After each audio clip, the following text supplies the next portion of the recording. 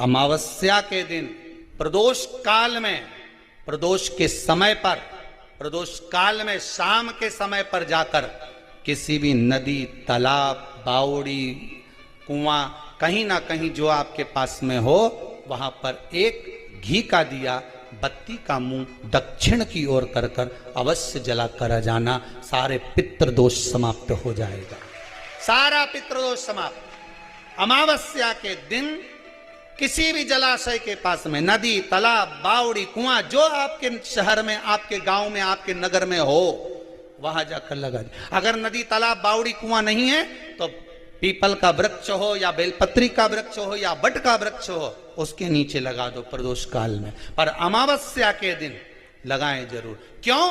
क्योंकि अमावस्या के दिन पितृ शाम के समय प्रदोष काल में शंकर भगवान का नाम जाप कर कर नदी, तालाब, बावड़ी पर पानी पीने जाते हैं। वहां से जल का आचमन कर कर पितृ अपने लोक को चले जाते हैं प्रदोष काल के समय पर। इसलिए प्रदोष काल में जलाशय के पास में, बावड़ी, कुआं, नदी, तालाब के किनारे पर दिया लगाया जाता है दक्षिण की ओर मुख कर कर बत्ती का। तो पितृ आशीर्वाद देते हुए जाते हैं कि फलो फूलो, आगे बढ़ो, उन्नति करो, तरक्की करो। ये पितरों का आशीर्वाद रहता है, पितरों का वर रहता है। आप देंगे उसको मिलेगा। पितृदोष है, ये आपको कैसे मालूम पड़ेगा?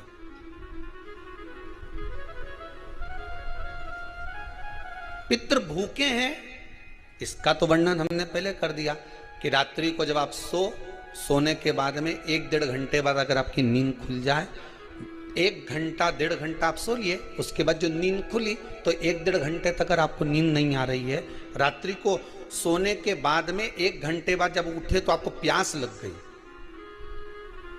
भूख लगने लगी, प्यास लगने लगी कि मेरे को पानी पीना पड़ेगा, घबराहट हो रही, पानी पीना पड़ेगा। 1-1.5 घंटे सोने के बाद अचानक नींद खुले और आपको प्यास लगे, समझ लेना आपके पितृ भूखे हैं और प्यास है।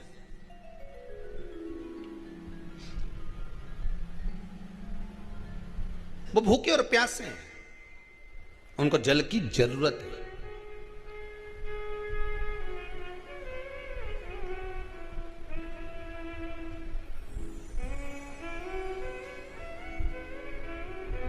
किसी भी नदी में, सरोवर में, कुंड में, बावड़ी में, तालाब में, आप तीर्थ में जाकर जब स्नान करते हैं तो स्नान करने के बाद एक काम का नियम बना लो कि अपने हाथ की अंजलि में जल लेकर अपने पूर्वजों को देना है। प्यासे रहते हैं, भाग मांगते हैं।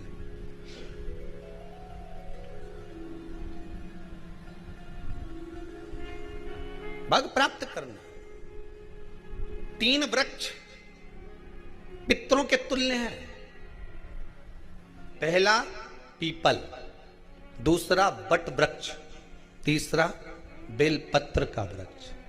ये पितरों के तुल्य हैं। अगर आपको रात्रि में नींद नहीं आ रही है, ऐसा लगता है कि रात्रि को 1 घंटा 1.5 घंटा सोने के बाद कुछ गलत गलत विचार आने लगते हैं, नींद सुबह 3 बजे तक, 4 बजे तक नहीं आती, 4 बजे के बाद फिर नींद आती है, तो एक प्रैक्टिकल जरूर कर कर देखना। एक प्रैक्टिकल करने में क्या जाता है? प्रयास करने में क्या कुछ जाता है क्या? प्रैक्टिकल कर कर देखना कि कहीं सियोर वाला महाराज झूठ तो नहीं बोल रहा, तो प्रैक्टिकल करने में कुछ नहीं जाए। 1 लोटा पानी लो, उसमें थोड़ा सा कच्चा दूध डाल लीजिए, बेलपत्री का पेड़ या पीपल का पेड़ या बट का पेड़, इन पेड़ के नीचे ले जाकर उस दूध को दोपहर में सुबह 10 बजे से लेकर 12 बजे के बीच में ले जाकर चढ़ा दीजिए। रात्रि को फिर ना आपको प्यास लगेगी, ना भूख लगेगी, नींद एक बार लगी तो सुबह ही खुलेगी। प्रैक्टिकल करने में क्या जाता है? पानी डालने में तुम्हारा कुछ जाएगा? अरे बोलो तो सरी, हमें 10 रुपया का दूध जरूर उसमें, और तुम इतनी चतुर हो, इतना सारा दूध थोड़ी डालोगी, तो 2 चिल्ला डालोगे। कहाँ तुम इतना डालने वाली हो है?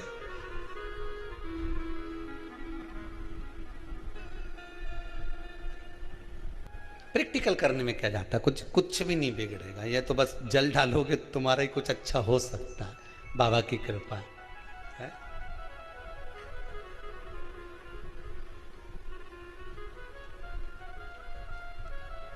तीन वृक्ष पितरों के तुल्य हैं।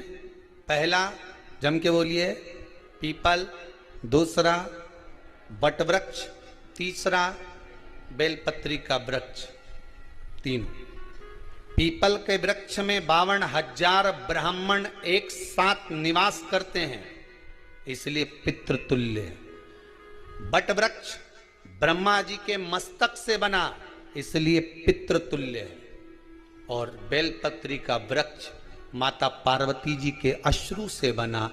जब आंसू गिरे थे माता जगत जननी जगदम्बा पार्वती के, उस समय पर पितृलोक में हलचल उत्पन्न हो गई थी। हमारी नातिन की आंख में आंसू कैसे आ गए? मैनावती की पुत्री है।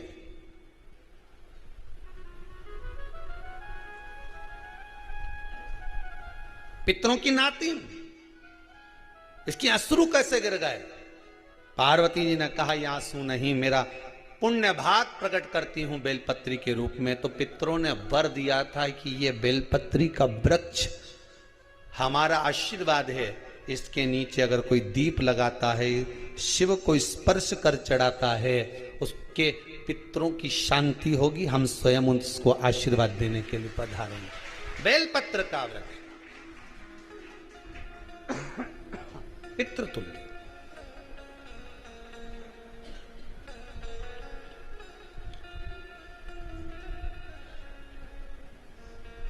तो रात्रि को अगर भूख लग रही है, प्यास लग रही है, तो पितृदोष।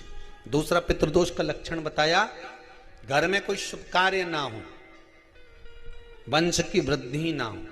1 रुपये कमाओ, 1.25 रुपये खर्च हो रहे हैं, पैसा 10 जगह से कमाई आ रही है पर घर में टिक नहीं पा रही है, आया गया, पितृदोष। जरा सी कटोरी पड़ी है, उसके पीछे विवाद चालू हो जाए, पानी ढुल गया, उसके पीछे विवाद हो जाए, या छोटी छोटी बात में घर में क्लेश मचा हुआ है, पितृदोष है। समझ लो हमारे पूर्वज हमसे खुश नहीं है, प्रसन्न नहीं। मौका लग जाए, सारी दुनिया के लोग तुमसे कह रहे हैं तेरे घर में पितृदोष है। 1 रुपये कमाते हो, 1.25 रुपये खर्च होता है, मानसिक टेंशन बना रहता है। घर में एक व्यक्ति बीमार है, ठीक हुआ, दूसरा बीमार पड़ गया, दूसरा ठीक हुआ, तीसरा बीमार पड़ गया, तीसरा ठीक हुआ, चौथा बीमार पड़ गया। मतलब कहीं ना कहीं पितृ का भाव, पितृदोष का वर्णन। किसी ने कहा तुमसे कि तेरे यहाँ पितृदोष है, तूने ब्राह्मण को भोजन करा दिया, पिंडदान करा दिया, तर्पण करा दिया, तिलांजलि करा दी, गया जी का श्राद्ध कर दिया, हरिद्वार चली गई, वहां पिंडदान करवा दिया, ब्राह्मण भोज करवा दिया, तिथि पर भोजन करवा दिया, सब कुछ करवा के देते। अब एक काम और करके देते, एक काम और करके देख लो।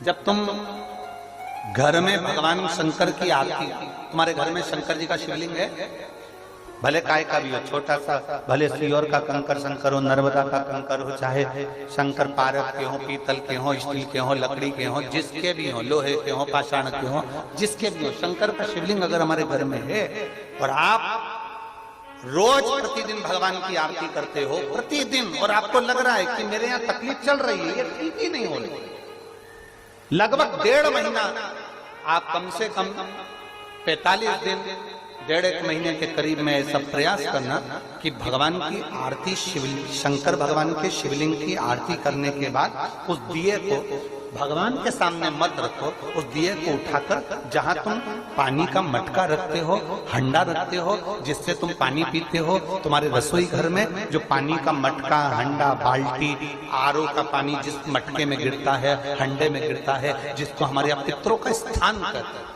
उस स्थान पर, उस मटके के पास में, हंडे के पास में, उस बाल्टी के पास में, जहाँ रसोई घर में पानी रखते हो, उस रसोई घर में पानी जहाँ रखते हो, उसके पास में उस दिए को भगवान के सामने नहीं रखना। आरती उतारने के बाद उस दिए को ले जाके सीधे परिंडे के पास में, उस हंडे के पास में, मटके के पास में उसको रखो। केवल 1.5 महीना कर देखना। 1.5 महीने के बाद तुम्हें मालूम पड़ेगा कि हम वापिस उन्नति की सीढ़ी पर चढ़ना प्रारंभ करती हैं, हमें फल मिलना चाहिए। अब तुम्हें ना कहीं जाना है, ना कहीं आना है, ना कोई खर्चा है। खर्चा है क्या? ईमानदारी से बोलो, कोई तुम्हारा लाखों का रुपया लग गया क्या? रोज आरती करते हो रोज आरती। बस आरती का नियम बना लो कि हमको पितृदोष किसी ने बोला है, हमारे घर में अशांति है, पितृदोष है, कोई कह रहा है कि तुम्हारे घर में पितृदोष है। हमने सब कुछ करके देख लिया, अब हमें ये करना है कि महादेव की आरती जब होती है तो उसकी ज्योत का दर्शन करने पर 1000 कपिला गाय के दान का पुण्य मिलता है। तो ये पुण्य हम हमारे पितरों को देते हैं, जिससे उनकी मुक्ति हो जाए और हमें आशीर्वाद प्राप्त। उस दिए को नीचे नहीं रखना, आरती उतारने के बाद आरती पूरी हो जाए तब उस दिए को ले जाकर, जब आप ले जाकर उसको रखें तब उस स्थान पर रखें जहां पितरों का स्थान, जहां पितरों का स्थान।